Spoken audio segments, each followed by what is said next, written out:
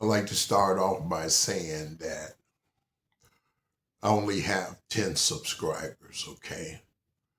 I'm old and I have no reason to lie to you.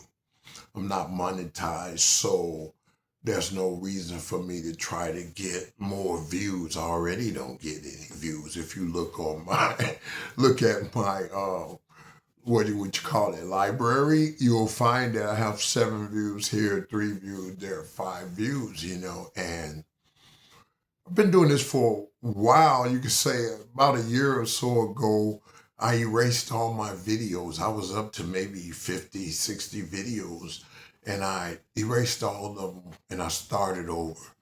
And so now I'm back up to like 31, 32 videos. And what I'm saying about it is, I don't lie. I don't tell you things that wouldn't help you or that I wouldn't believe would help you.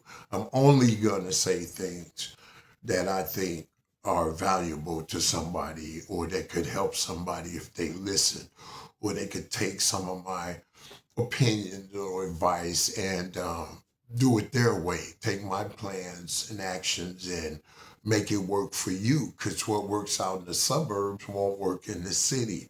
What works in the city won't work out in the rural areas. So I just want you to know that I like to tell people the truth about things.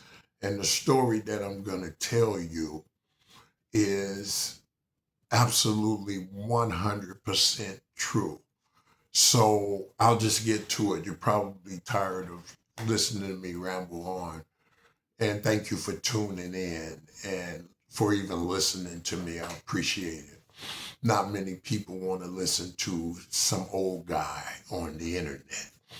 So what happened exactly is I saw into the spirit realm or another dimension, however you want to put it, okay? I was sitting down practicing guitar, but I had set the guitar aside and I was looking at the scales on paper that I'm going to practice. So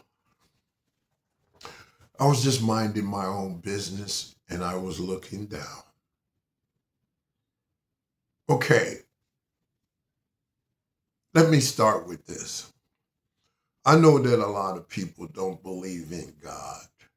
I know that you don't believe in spirits. I know that you doubt what people are saying. I can't blame you because everybody's got stories. Everybody's all over the internet. I don't even look at Facebook, Instagram, all those things. I can't keep up with the young people or whatever they're doing. But YouTube was really fairly simple. Okay, I'll get back to the point. My daughter's probably saying, "You're going to the left, you're going to the right." So let me focus. I was minding my own business and I was just looking down at the paper. And from my peripheral, my right, probably your left, from my peripheral, a fly came in.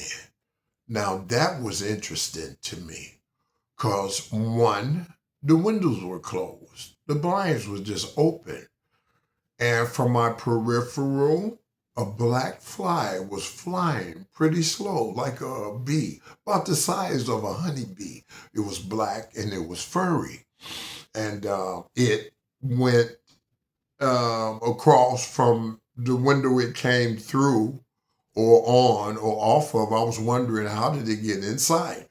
And it flew over to, I watched it fly to the other window, which has blinds that were open. You know how you open the blinds and they be laying flat and it's just like a lot of stairs or whatever. And he landed on the blinds.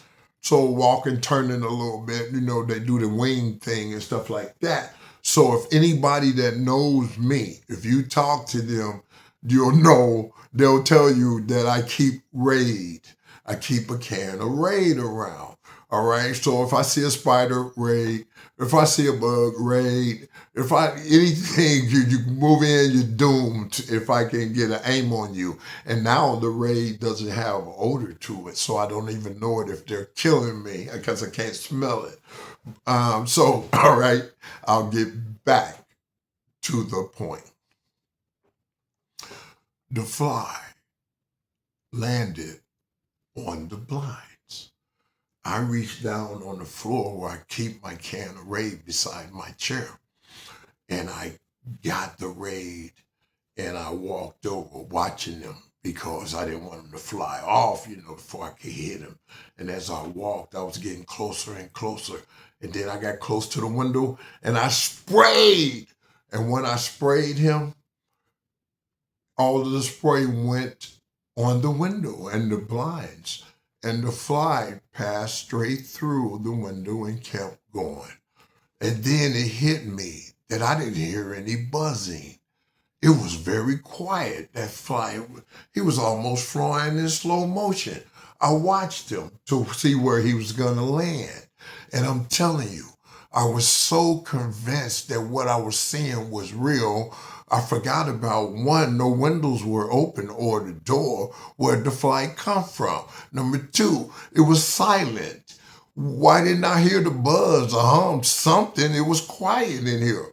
All right. And three, when I sprayed him, he was no longer on the blinds. By the time the spray reached the blinds, he was passing through the window and I could see him going on out, on out into space somewhere. So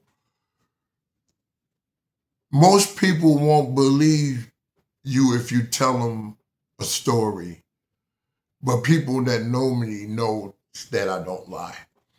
And I'd rather not answer the question or just be evasive, avoid it, period, than to lie or say I have no comment. So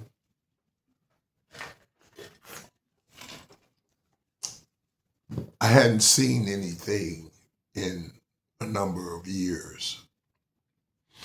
And sometimes I doubted what I saw. Like one time I told my wife that she was walking. I said, "Don't you see that guy? Don't you see that guy standing in the window looking at you?" And she was like, "No, no, no guy." And so I always thought it was a real guy because he was backing up when he saw me looking at him. But I never thought about he was backing up because he was shocked that I could see him. So nothing, I haven't seen anything in a long time. In fact, the last time I did, I was in Corpus Christi, and that's been years ago. So the fly was came through one window, flew across my whole room, the building, the little building I'm in, landed on the blinds. I sprayed them. I had to walk all the way. See, I was looking at him. I had to walk from where I was on the other side of the room, watch the fly so I make sure I know where I'm going to spray at. And he was just sitting on the blind. So when I sprayed, he was passing through the window. Like, that's all you got? So the thing about this, I'd like to say is, especially those of you that be around young ones or little ones, or this person you think they strange, you tell that kid, quit lying or something like that. The kid might say, "I saw a man in the closet."